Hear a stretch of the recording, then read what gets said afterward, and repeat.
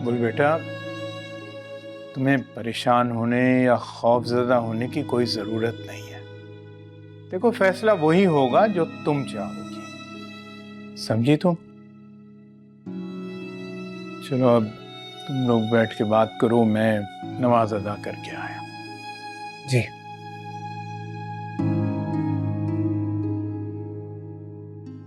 वैसे बात तो 16 ने ठीक की रईस लोगों ने। बाप का तो औलाद पे हक है ना मुलाकात का। ऐसा नहीं होगा, क्योंकि मैं जानती हूँ कि असद से वहां कोई प्यार नहीं करता, कोई उसका ख्याल नहीं रखेगा। अरे क्यों नहीं करेगा कोई ख्याल? करते हैं प्यार उससे, तभी तो असद के बाप ने इतना पैसा केस पर लगाया है ना।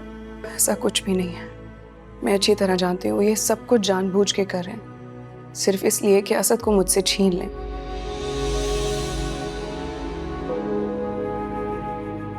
असद को मुझसे बदजन करना चाहते हैं और कोई बात नहीं है। भाई क्या क्या सोचती रहती हो तुम? अहमद समझाओ इसे। कुल मेरे ख्याल से अम्मी ठीक कह रही है, तुम्हें असद को उसके बाप से मिलने देना चाहिए। और अगर मैं ऐसा ना करूं तो?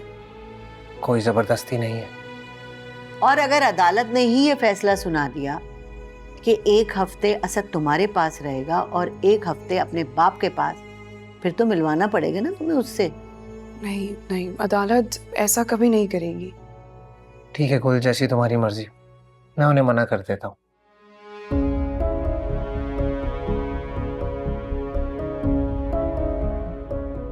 वैसे ये लड़की बिल्कुल पागल हो चुकी है, इतनी अच्छी ऑफर इसने ठुकरा दी। अम्मी मैं गुल के साथ जबरदस्ती नहीं कर सकता। हाँ तो फिर पैसे भी जाया ना करवाओ ना केस पे।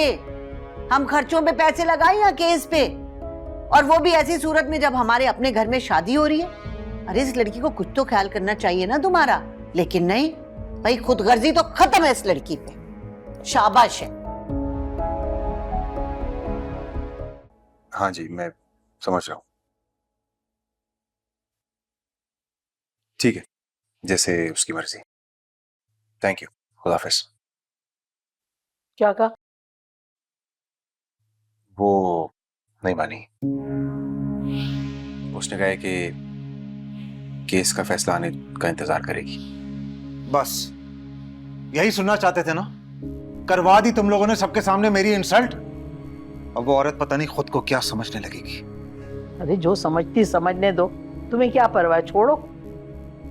आप ही की गलती है ये। अगर आप बच्चा पैदा होने से पहले उसको डिसओन ना करते तो आज गुल इस तरह की हरकत कभी ना करती। हो गई गलती, उसी का तो अजाला करने की कोशिश कर रहा हूं, लेकिन वो औरत तो ढिठाई में सबको मात दे गई है। हद कर दी है इस लड़की ने। अभी बच्चे से मिलने नहीं दे रही, बाद में जब बच्चा बड़ा होगा 100 और इल्जाम नफीस पे पड़ेगा कि बाप ने बच्चे को पूछा ही नहीं। लेकिन अब मेरी जिद भी मजीद पक्की हो गई है, पीछे नहीं हटूंगा मैं। अरे बेटा छोड़ दे, मैं कहती हूँ बच्चा खुद तेरे पास आ जाएगा। ऐसे ही होता है, ये जो बेटे होते हैं ना, ये सोतेले बाप के पास नहीं रहते।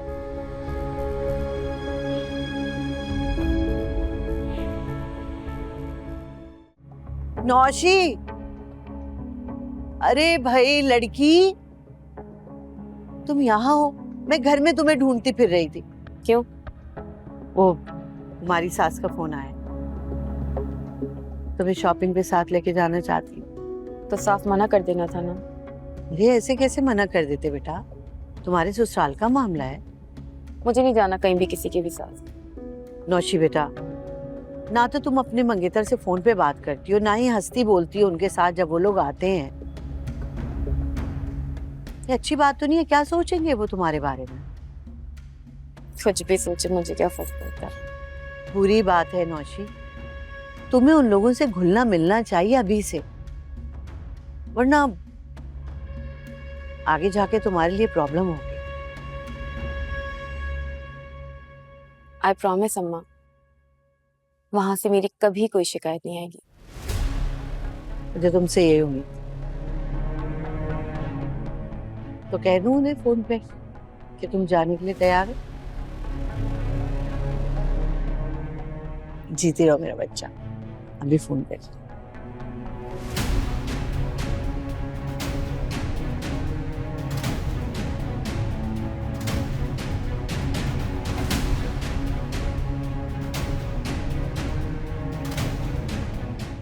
अम्मा, हाँ दुआ करना आज केस का फैसला मेरे हक में हो जाए। हाँ हाँ, अल्लाह बेहतर करेगा बेटा, अल्लाह बेहतर करने वाला है। चलो ठीक है, मुझे देर हो रही है, मैं चलता हूँ। हाँ हाँ जाओ, अल्लाह खैर करे, जाओ।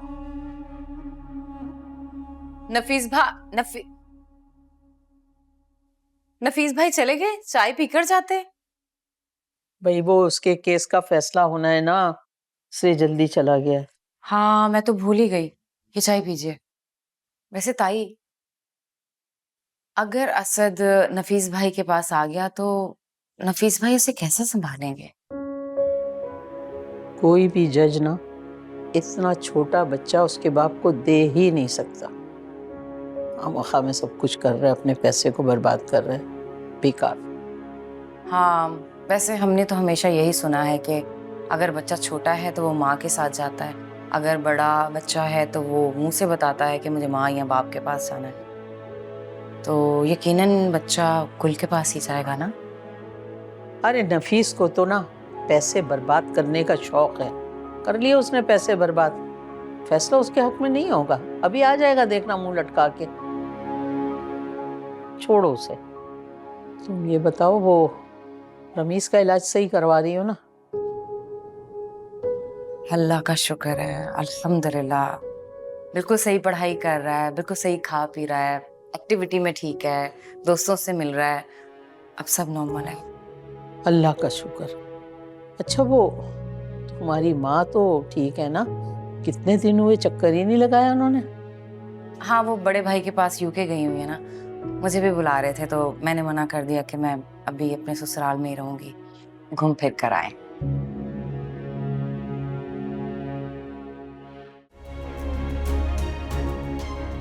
वकीलों की जरा और अदालत में पेश किए गए सबूतों और गवाहान की गवाही के बाद ये अदालत असद वल्द नफीस की कस्टडी उसकी वालदा गुल के हवाले करती है।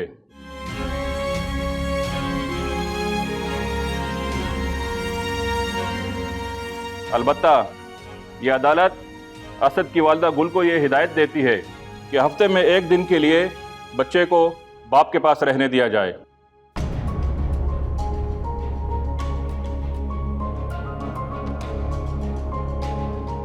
The court is adjourned.